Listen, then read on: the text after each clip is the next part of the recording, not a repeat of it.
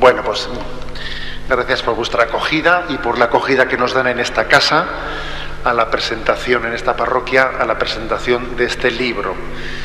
Brevemente, porque es una hora un poco tardía y no nos debemos de alargar mucho. ¿Cómo es que se le ha ocurrido al obispo, junto con una seglar consagrada, Begoña Ruiz, escribir entre los dos un libro? ¿No es un poco raro eso?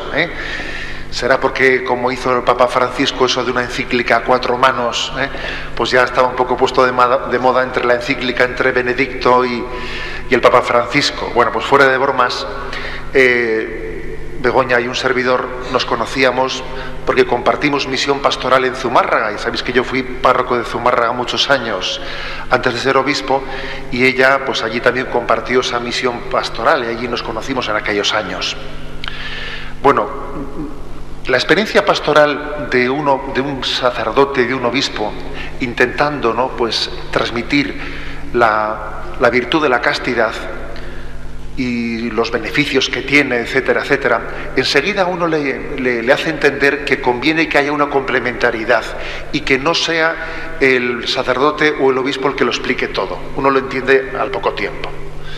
Porque hay algo de verdad moral en la virtud de la castidad, y luego también hay algo de experiencias prácticas, etcétera, que siempre conviene que haya alguien, un seglar, que tenga también el tiempo, la capacitación, etcétera, también técnica de tener una pedagogía especialmente con los jóvenes, con los adolescentes y con los jóvenes. Ese es un poco el motivo del por qué pues hemos hecho este libro en colaboración entre los dos. Yo recuerdo una reunión con un grupo de padres, pues hace 15 años así, o 20 años, que tenían sus hijos en la catequesis, y les hablé de la virtud de la castidad y se las puse con todo pues el atractivo que pude, ¿no?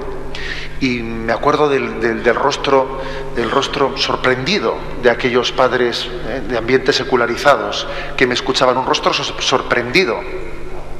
Y cuando terminé hubo un gran silencio, y recuerdo que una madre dijo: José Ignacio, eso que has explicado está muy bien y además me ha parecido muy bello, pero con nosotros has llegado tarde. Eso explícalo a nuestros hijos, me dijo, fíjate.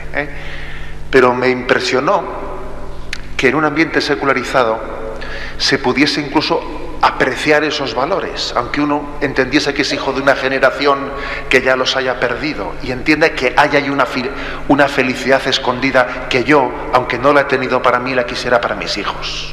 Me impresionó. Y entendí que la virtud de la castidad es necesaria para ser feliz. Todos necesitamos, cada uno en su estado de vida, esta virtud para ser felices. Hemos sido creados para amar, hemos sido creados para ello, y hay un gran sufrimiento, ¿no?, cuando esa vocación no se realiza. Alguien dijo aquello de que el dinero no nos hace felices, pero nos consuela de no serlo. Hoy en día yo creo que en gran parte se dice algo por el estilo, ¿no? El sexo no nos hace felices, pero bueno, pues me consuela de no serlo. Ya, pero con todos mis respetos, yo creo que el ser humano está no para buscar consuelos, no para buscar sucedáneos, sino para buscar su vocación original, que la vocación original es sencillamente el amor. Uno de los grandes dramas que estamos viviendo es que a nuestros jóvenes se les está educando con un principio falso. Y el principio falso es que la sexualidad es algo cuya finalidad consiste en el placer. El sexo es un camino, un instrumento de buscar el placer.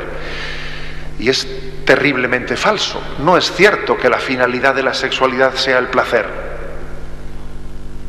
El placer es algo que lo acompaña, que lo estimula, pero no es cierto que el placer sea la finalidad de la sexualidad. La sexualidad tiene otra finalidad, que es la expresión del amor, abierta a la transmisión de la vida. Olvidar el sentido de las cosas conlleva una autodestrucción. Por ejemplo, lo vamos a entender claramente, ¿no? Cuando, por ejemplo, en un contexto cultural como el occidente decadente, la comida o la alimentación para muchas personas tiene como finalidad el placer, y no ya pues el que uno se alimente, ¿no?, sino tiene el placer como finalidad, acaba siendo autodestructivo y uno acaba comiendo lo que sabe que le hace daño, pero no es capaz de dejar de comerlo porque como en él ese placer del comer ha resultado pues ser una cierta adicción, resulta que está comiendo por placer aquello que sabe que le destruye. Y es que, digámoslo claramente, la finalidad de la comida no es el placer, aunque es verdad que Dios ha querido darle también placer a la comida para acompañarlo, para que nuestro instinto de supervivencia también tenga ese estímulo. Pero es muy importante entender el porqué de las cosas, las razones ocultas, las razones que permanecen ocultas a esta generación, a esta cultura, ¿no?, a esta cultura del placer. Es que hoy en día, pues en muchos planes de educación, se explica la sexualidad sin darle su sentido último. Imaginémonos que a alguien se le enseñe cómo arrancar un motor, cómo meter las marchas, pero no se le haya explicado a nadie a dónde ir con ese coche. ¿Tú para qué quieres el coche? Bueno, pues como hoy en día ocurre, ¿no?, a los que son a veces enamorados de las Harley y esas cosas, para meter mucho ruido y que metiendo el ruido uno se sienta, bueno, pero yo no quiero un coche o una moto para meter ruido, quiero para ir a algún lugar, es un vehículo que me conduce a un lugar concreto. Así ocurre, ¿no?, también con la sexualidad, que parece que es un vehículo que no conduce a ningún lado, sino que en la educación, en la mal llamada educación sexual, que casi es una información genital, lo que se transmite a muchos de nuestros jóvenes es sencillamente el cómo hacerlo, cómo intentar preservarnos de males mayores, que por males mayores se entiende aquí los contagios y los embarazos, cómo tener un sexo seguro, que ese es el concepto, ¿no?, que se transmite, y eso es un gran drama interior, porque todo eso nos está desarraigando de nuestra vocación al amor. Bueno, pues el motivo de nuestro libro ha sido el de decir, como Begoña yo sabía que ella está acostumbrada a ir por las aulas, a encontrarse con grupos de jóvenes, a darles cursillos de aprender a amar, porque fijaros una cosa, creo que la Iglesia en este momento está haciendo subsidiariamente un servicio a la sociedad que en sí no es específico suyo. A ver, no es un quehacer específico de la Iglesia el dar cursillos de educación en la afectividad, eso es algo natural. Pero sin embargo la Iglesia hace servicios subsidiarios a una sociedad en la medida en que tiene necesidad de ello. Yo estoy convencido que en no mucho tiempo también la Iglesia va a tener que ofrecer servicios de educación en la utilización de la tecnología, porque la propia tecnología, los iPhone, toda esta nueva tecnología de la comunicación se está convirtiendo en una esclavitud. También la Iglesia va a tener que hacer ese esfuerzo. Ahora la Iglesia está empeñada en la educación, en la afectividad y en la sexualidad. Y que sepáis que la Conferencia Episcopal Española está a punto de publicar un material de educación en la afectividad para todos los adolescentes en España. Es un servicio subsidiario ante la gran carencia de sentido que tiene una sociedad civil de cómo explicar a los jóvenes la razón de ser de la sexualidad. Yo esta tarde he enviado, como solo tengo costumbre todos los días a las redes sociales, un mensajito, y el que he enviado, ¿no?, con un poquito de ironía, que siempre suele ser bueno, ¿no?, el que he enviado esta tarde, pues decía lo siguiente: hemos evolucionado muchísimo, ¿eh? Hemos pasado del pan y circo de los romanos a pues algo mucho más complejo, ¿no?, que es la cerveza, fútbol, sexo y el iPhone. Seguimos siendo esclavos. Sigue habiendo una gran falta de libertad en nuestra vida. Somos fácilmente manipulables. La virtud de la castidad nos hace libres, nos hace dueños de nosotros mismos, nos da una capacidad de señorío. Para poder darse hay que poseerse, hay que ser dueño de nosotros mismos, ¿no? Esta es una virtud de la libertad. Por eso concluyo mi breve intervención diciendo lo que he dicho al principio, que la virtud de la castidad es imprescindible para alcanzar la felicidad. Recuerdo que cuando puse esta frase, ¿no?, hace ya unas semanas, también en las redes sociales, armé un pequeño lío, porque claro, cuando tú dices la virtud de la castidad es indispensable para ser feliz, entonces todo el mundo tiene que meterse cura, todo el mundo tiene que hacerse monja. Yo sé que en este mundo la palabra castidad no es comprendida, que hay muchas personas que confunden el voto de castidad con la virtud de la castidad. La virtud de la castidad, según el catecismo de la Iglesia nos enseña, y concluyo mi primera intervención con esto, pues es el ejercicio y la vivencia de la propia sexualidad integrada al servicio de la vocación concreta al amor que cada uno ha recibido en su estado de vida. Creo que es maravilloso, ¿no? Maravilloso que nos enseñen a amar y que nos muestren, ¿no?, cuáles son el camino concreto para poder expresar ese amor. Yo le voy a dejarle a Begoña su intervención, luego tendremos un rato también de responder algunas preguntas y tendremos ocasión de pues ir un poquito más lejos en la presentación del libro. Muy bien, pues yo voy a hacer mi intervención en 3 puntos muy sencillos. El primero de ellos, don José Ignacio me pedía una anécdota que ilustrase cómo los jóvenes reciben el mensaje de cómo la Iglesia invita a vivir la sexualidad. Y en ese momento, cuando él me lo decía hace unos días, preparando esta intervención, se me vino a la memoria una anécdota que además, yo que me dedico a dar charlas y a contar anécdotas, porque las anécdotas forman parte básico de mi repertorio, jamás había contado, así que va a ser inédita. La cuento ahora por primera vez. Es que se me vino inmediatamente a la cabeza. Me decía, algo que ilustre que los jóvenes reciben este mensaje. Pues hace 5 o 6 años, en la Ribera de Navarra, un pueblecito, resulta que, claro, como a la gente no le gusta nada lo de explicar la sexualidad a los jóvenes, ¿sabéis? Aquí los que tenemos fama de que sabemos hacerlo, pues a veces nos explotan. Entonces yo pasaba por allí por otro motivo y me dijeron, ¡ay, te vamos a organizar un grupo con jóvenes! Y nada, y que me meten con chavales de confirmación de distintas edades, que hablar de sexualidad a jóvenes de distintas edades tiene lo suyo.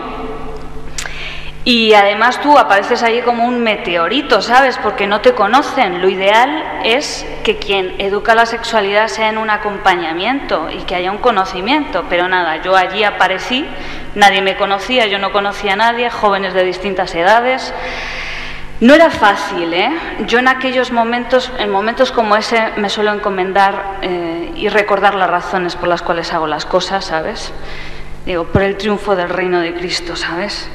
Entonces, nada, allí que me puse y iba transcurriendo la catequesis, todo iba bien, los chavales seguían la explicación, se les veía básicamente interesados, nada especial que comentar, se acercaba el momento final, íbamos a concluir. Me gusta concluir con algo bonito, ¿no? Buen sabor de boca. Pues justo un chaval hace una pregunta y dice, oye, ¿y por qué la masturbación es pecado? Digo, vaya hombre, para acabar, ¿verdad? Para terminar una pregunta fácil, ¿no? Y bueno, pues di lo mejor de mí misma, traté de explicar por qué la masturbación no construye la sexualidad, por qué la Iglesia invita a vivir la sexualidad de una manera libre, tal. Di lo mejor. Y lo que me sorprendió, claro, terminó la charla un poco de aquella manera, ¿no? Porque terminar con esto pues quedó como un poco abruptamente, ¿no? Se hizo el tiempo final, había que terminar y así terminó. Y lo que me sorprendió es que surgió un aplauso espontáneo por parte de los chavales. Y yo me quedé muy asombrada. Porque si uno termina, no sé, contando un hecho heroico o aludiendo a nuestros más nobles deseos y contando algo emocionante, que arranque una lagrimita, ¿verdad? Pues uno se espera un aplauso. Pero terminar una charla explicando por qué la masturbación es pecado, ¿verdad? Y que surja un aplauso espontáneo, me sorprendió. Y eso se me vino a la cabeza cuando don José Ignacio me decía, Explica si los jóvenes esperan esto. Yo me pregunté, ¿por qué aplaudieron?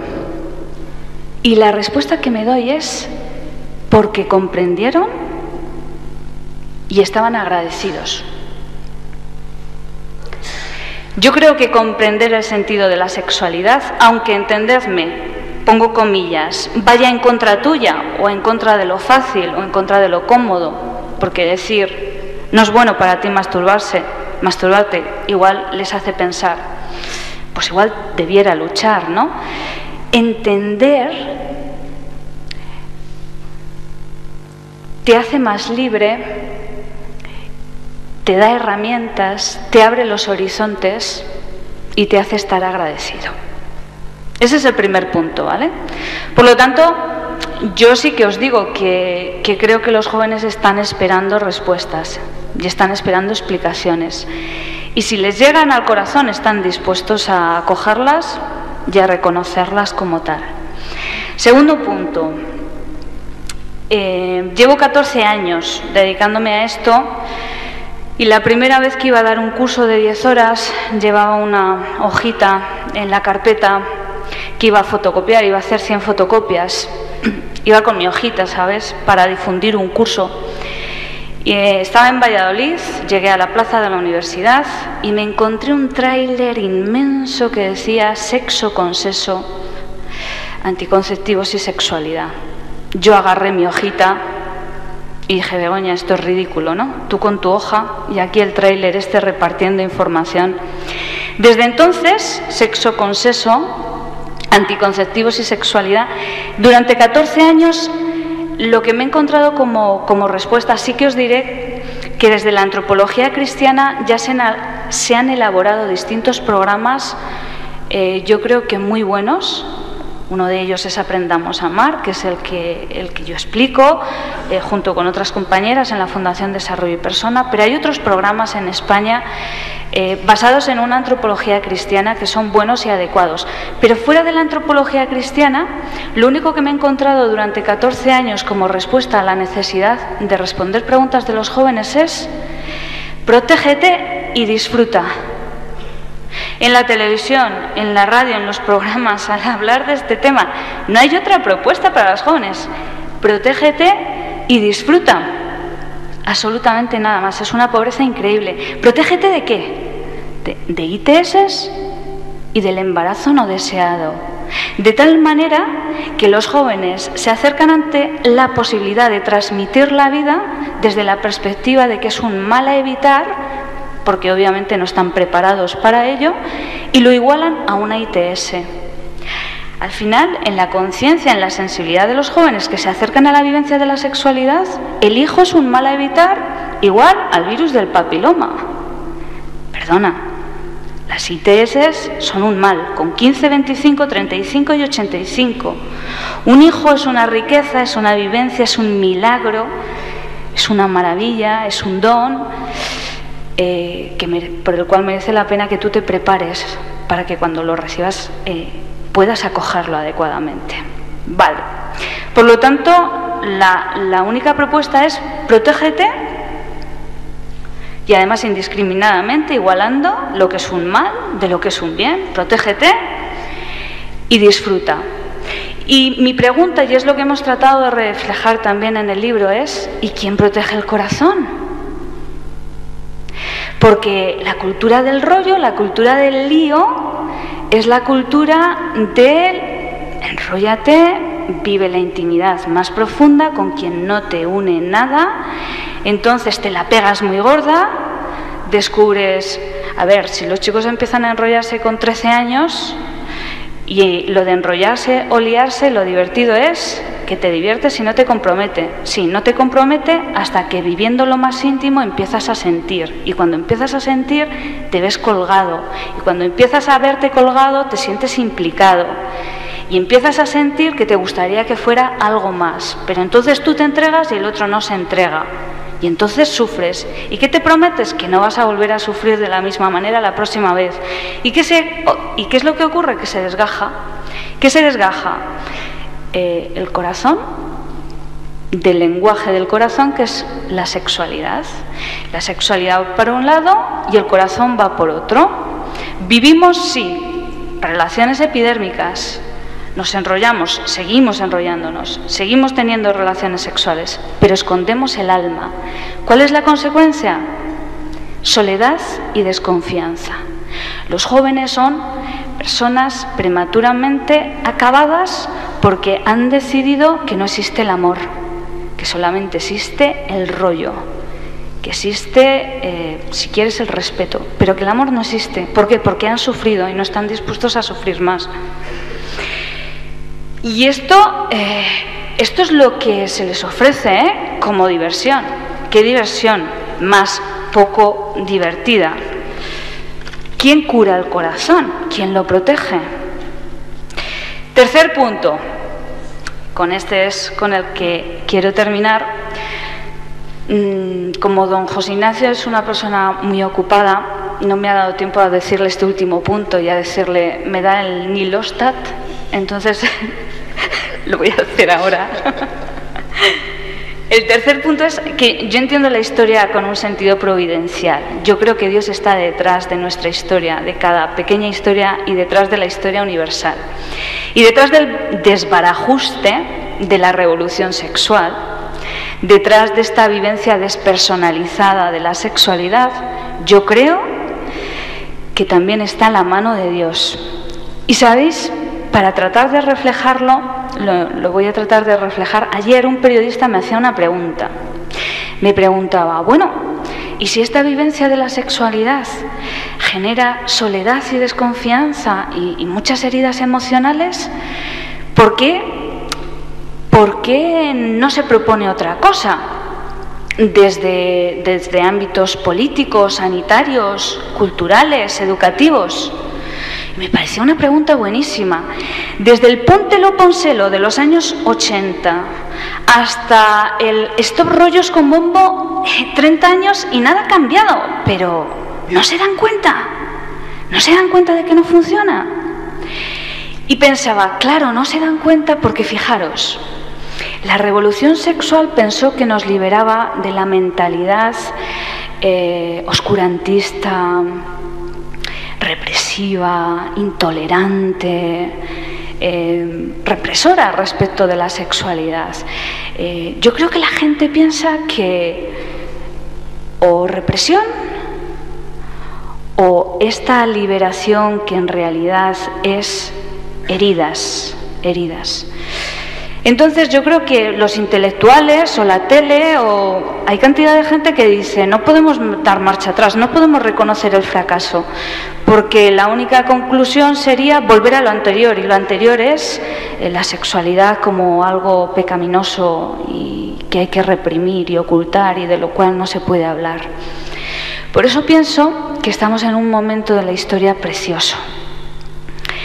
En la Iglesia ha podido haber mentalidades que han visto el cuerpo y la sexualidad como algo sospechoso.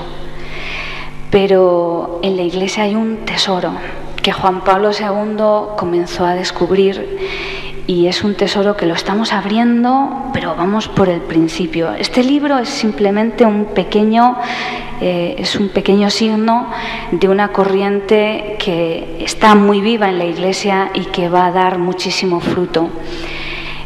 La sexualidad es una dimensión de nuestra persona maravillosa.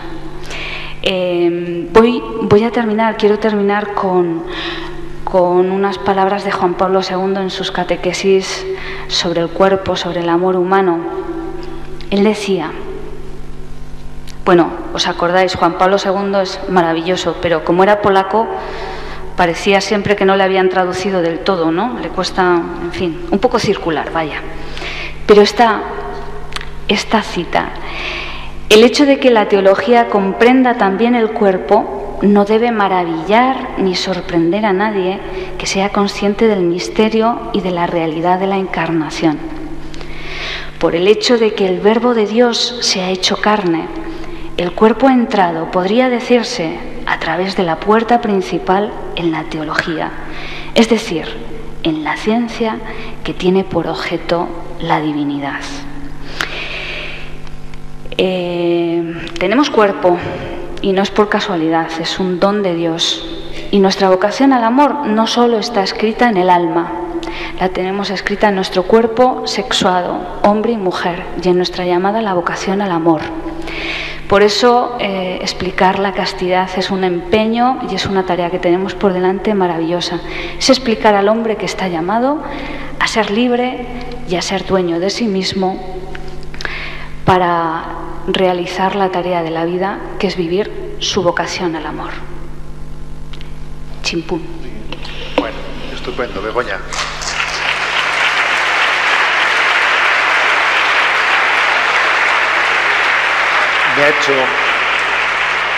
Me ha hecho recordar, Begoña, cuando habla de Juan Pablo II, una expresión que tiene en uno de esos libros, entrevista que le hicieron a Juan Pablo II. Sabéis que él tuvo una pastoral pues de convivencia con las parejas cuando era un sacerdote joven, incluso un obispo joven, ¿no?, allí en Polonia. Y él, en uno de esos libros, dice una expresión hermosísima que está también recogida en este libro, ¿no?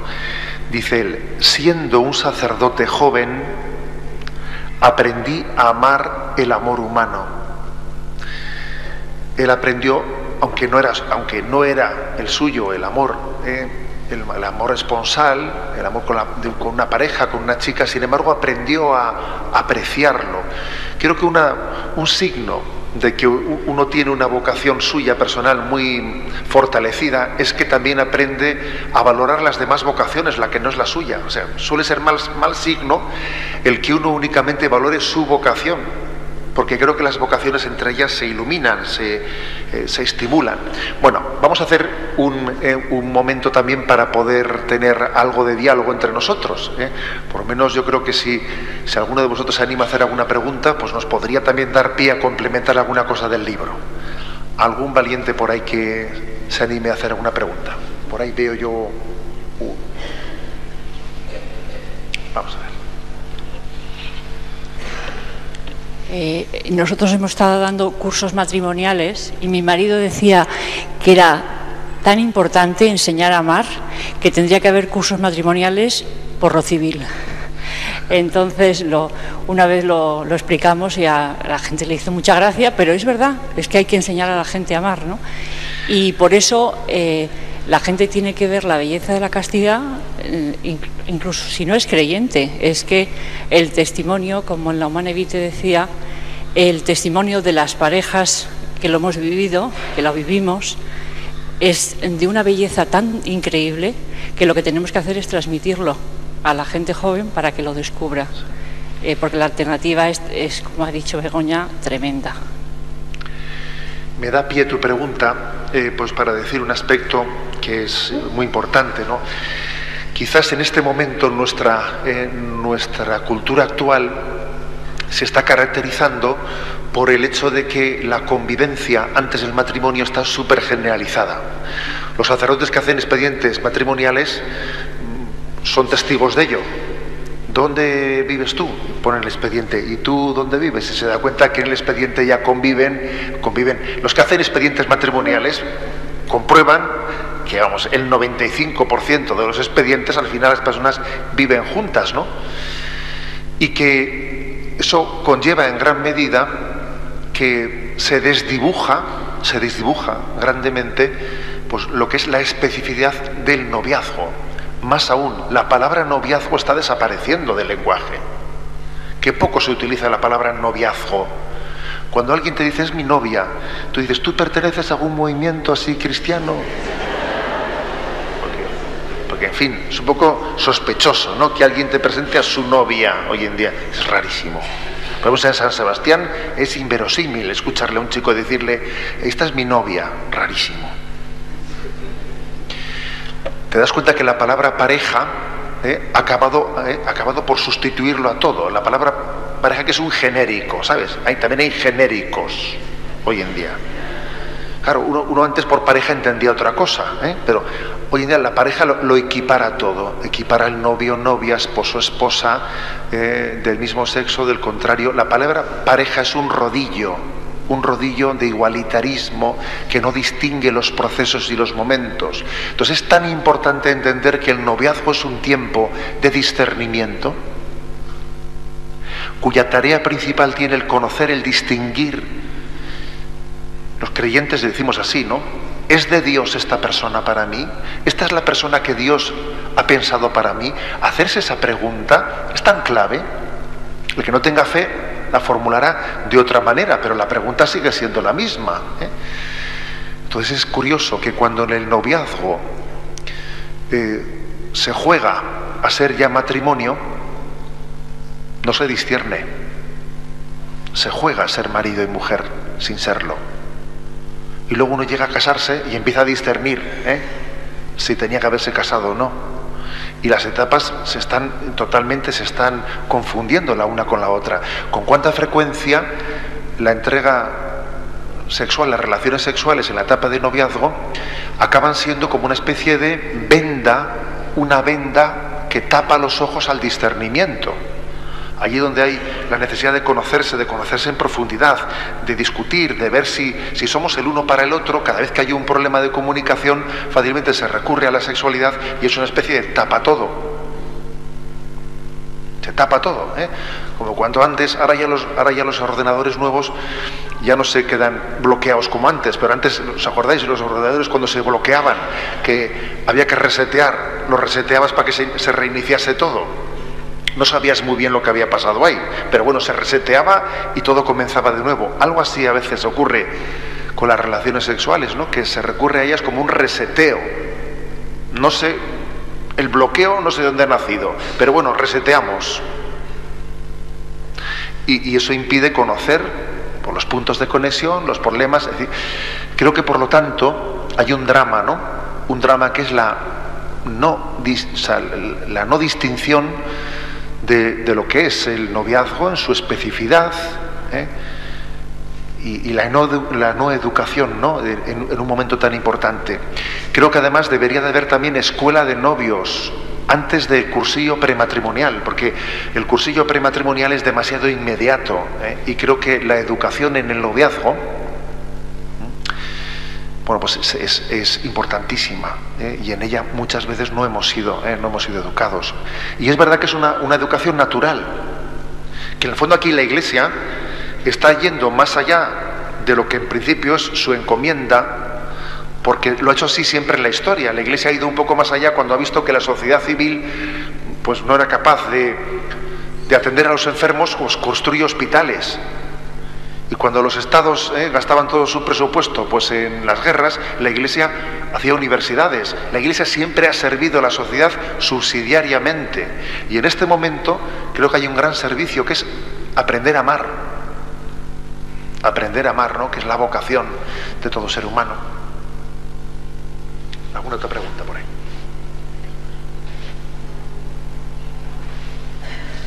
Monseñor, no es un latiguillo ni ningún eslogan, se me había ocurrido. Creo que es una consecuencia de lo que estamos viviendo, que a sexo fácil, vida aburrida, ¿no?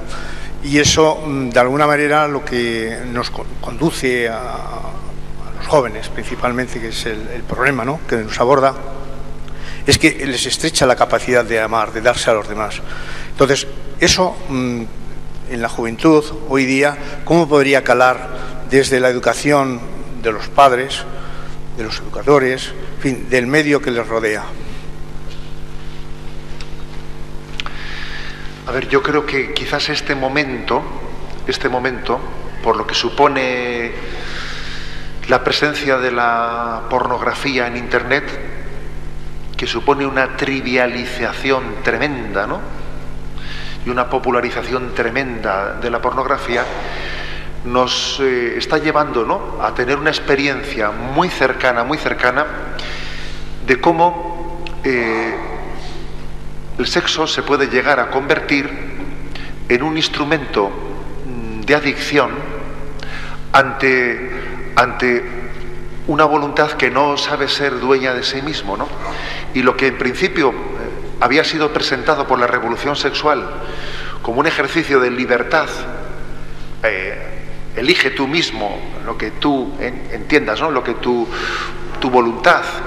Es verdad que se confundía la palabra voluntad con deseo, pero ahora mismo, aunque se confundía la palabra voluntad con deseo, ahora mismo cada vez más estamos siendo testigos de cómo uno sufre de no poder tener una voluntad por encima del deseo,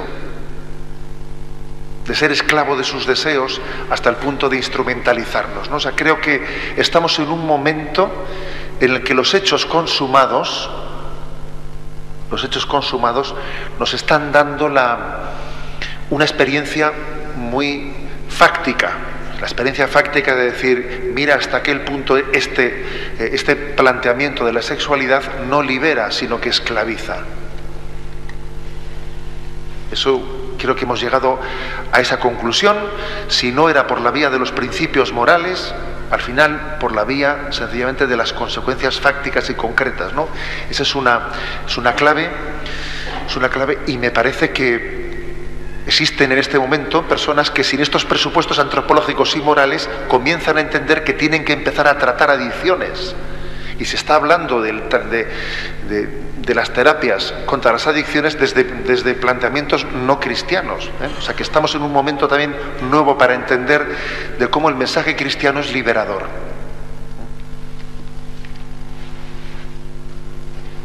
Aquí veo yo al fondo hay una pregunta.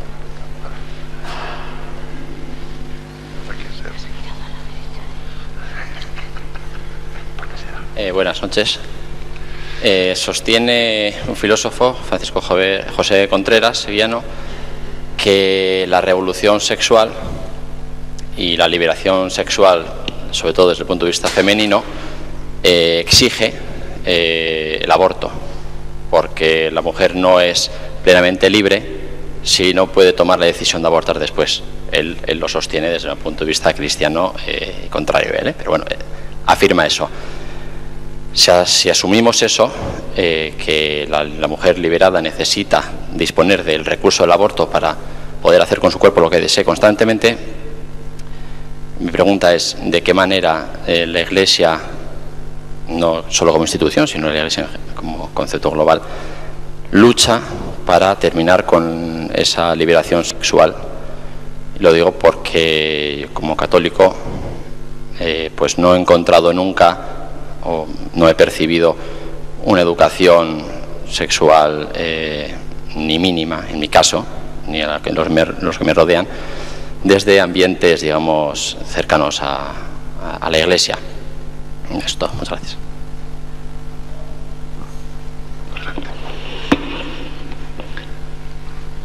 La pregunta sería cómo responder a ese planteamiento feminista según el cual la mujer tiene que tener ese derecho a decidir si quiere abortar o no, ¿no? ¿Cómo responderlo? Bueno, o sea, entra dentro de una visión del feminismo según la cual de nuevo nos encontramos con que hay dificultad para entender que el cuerpo no es un lastre de cara a la promoción personal. Si a mí el feminismo me dice que yo, que soy mujer y que llevo escrito en mi cuerpo la llamada a la maternidad y la capacidad de engendrar la vida y de dar la luz, y me dice que entonces eso es una rémora para mi promoción como mujer y que tengo que plantearme, en caso de engendrar esa vida, si la quiero llevar adelante o no, porque me puede poner en una situación de desigualdad, me parece que es una visión ideológica que no tiene para nada en cuenta la verdad de la persona. Porque, bueno, luego cuando una de las cosas más bonitas que me han ocurrido dando cursos de educación afectivo-sexual es tener la posibilidad de acoger el testimonio de mujeres que han abortado y que ponen palabras a lo que es el aborto. El aborto no es el derecho a elegir cuando quieres ser madre.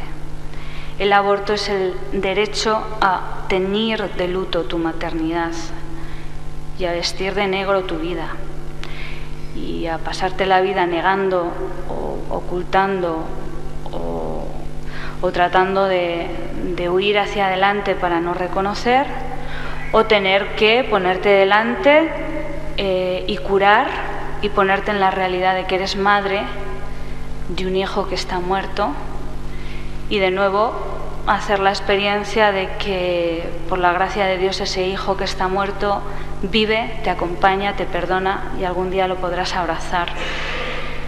Entonces el aborto desde luego de cara a la promoción de la mujer, lo único que le da es la posibilidad de vestir de luto su maternidad y de hacerle la vida más difícil. Y una pequeña complementación. Creo que los confesores, procuro también como obispo reservar unas horas todas las semanas al sacramento de la confesión, porque creo que es muy importante que también un obispo tenga la experiencia directa del confesionario. Os puedo decir que creo que la Iglesia en este momento está ejerciendo un auténtico ministerio de la consolación en el sacramento de la confesión con las personas que han abortado. Es de las experiencias más potentes para un confesor el presentarse ante una mujer que ha abortado y que está muy destrozada, presentarse pues como el rostro materno de Dios que da una palabra de ánimo, de consuelo y que le dice: hay esperanza y Dios te quiere y ese niño te quiere, está en el cielo y te ha perdonado y no tiene rencor hacia ti. Ponle un nombre, igual te ayuda a ponerle un nombre, habla con él, pídele que te ayude, dile que os vais a juntar en el cielo los dos. Creo que el ministerio de un sacerdote con una persona que ha abortado es un ejercicio de maternidad impresionante, de darle a luz a una persona que en el pecado del aborto se ha quedado bloqueada, Yo creo que eso es algo que permanece oculto, ¿sabéis? Es que el ministerio del sacramento de la reconciliación es el auténtico rostro del mundo que está oculto. El mundo no ve eso que acontece de verdad, ¿no? En ese quedarse un alma delante de Dios. Pero es la verdad. Lo que ocurre de verdad en torno al aborto, uno lo ve en el confesionario. Esa es la verdad.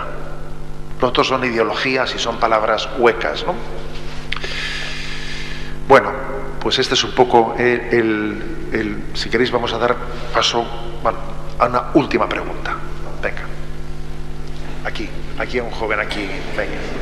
Por fin uno que pregunta. Venga. Vamos a concluir, porque es que la hora es un poquito tardía. Hola, buenas tardes. Venga. Es que a mí como joven, o sea, yo estoy de acuerdo, ¿no?, con todo esto, pero yo como joven y tengo, por así decirlo, ese pensamiento, a mí hay veces que me falta como una explicación, como cómo convencer a un joven que renuncia al placer, por así decirlo, del sexo, ¿no?, como que recibe a cambio, porque sí, es una virtud, te libera, pero cómo convencer, o sea, a mí me falta a veces eso, cómo convencer a un joven que renuncia a eso a cambio de esta libertad. A ti lo que te falta es leer el libro, claro. Claro, entonces yo pregunto si en el libro explica eso. Bueno, es que precisamente, perdóname por la broma, pero no es broma del todo. O sea, es decir, es verdad que es importante una cierta apología. Yo recuerdo que tuve un profesor que muchos de vosotros conoceréis, don José Antonio Sayés, que fue profesor nuestro en el seminario de Toledo, y es que uno necesita que le den también resortes racionales para explicar las cosas. Es que uno necesita también a la hora de poder, primero de entenderse él consigo mismo, segundo también de hacer el ejercicio de explicarlo a los demás. Uno necesita ciertos resortes de los porqués, porque somos racionales. También es verdad que además de racionales somos afectivos y somos muchas cosas, pero también somos racionales, y entonces también este esfuerzo realizado, ¿no?, pues en este libro quiere también dar unas razones apologéticas, unos porqués. Decir, por ejemplo, cómo la sexualidad tiene una triple dimensión. Una es tu propia identidad, masculina, femenina. La segunda dimensión de la sexualidad es la expresión del amor a otra persona, en comunión. La tercera es la apertura a la paternidad o la maternidad, y cómo esas dimensiones tienen que estar integradas y no se pueden separar la una de la otra, ¿no? Como el sexo es algo que se es, no que se tiene, como si uno cambia, no es lo mismo ser que tener. El sexo no se tiene, se es hombre o mujer. O sea, una serie de explicaciones no racionales que es importante. Yo te entiendo perfectamente, porque estamos en un mundo en el que somos muy cuestionados. Y como dice San Pedro, es importante que sepamos dar razones de nuestra fe. Y no únicamente razones de nuestra fe, y razones de la moral natural. Porque es que la propia moral natural a veces ha llegado a ser no de sentido común, sino que es que curiosamente lo que es de sentido común a veces esta cultura ha llegado un poco a hacer algo que sea lejano, ¿no?, a la razón humana. Bueno, pues este es un poco el intento, ¿no? Os pido también, pues bueno, pues que esta pequeña aportación que hace este libro, pues que seáis apóstoles y testigos de ella, y ojalá, ¿no?, pues pueda también hacer su pequeña contribución. Begoña y yo hablábamos de si este libro ha sido escrito directamente para que lo lea el joven o para que lo lea el que va a ser educador del joven. Y entre ella y yo llegamos a la conclusión de que hay páginas que son directamente dirigidas a un adolescente, y quizás hay otras páginas que el educador del adolescente se puede servir de ellas para transmitírselo. Quizás en el libro hay páginas que son más de directamente recepción del adolescente, y otras páginas que pueden ser instrumento para el educador del adolescente, aunque es verdad que está siempre escrito en primera persona, hablando con el joven en el tú a tú, que es el estilo del libro. Bueno, pues ojalá sea un instrumento, y os pido también, pues, bueno, pues que yo creo que sería una buena forma de terminar este encuentro. Vamos a invocarle a María, Madre de la Pureza y Madre de la Virtud de la Castidad. La invocamos, le rezamos la oración de la salve y os doy la bendición. ¿Parece? Nos ponemos de pie.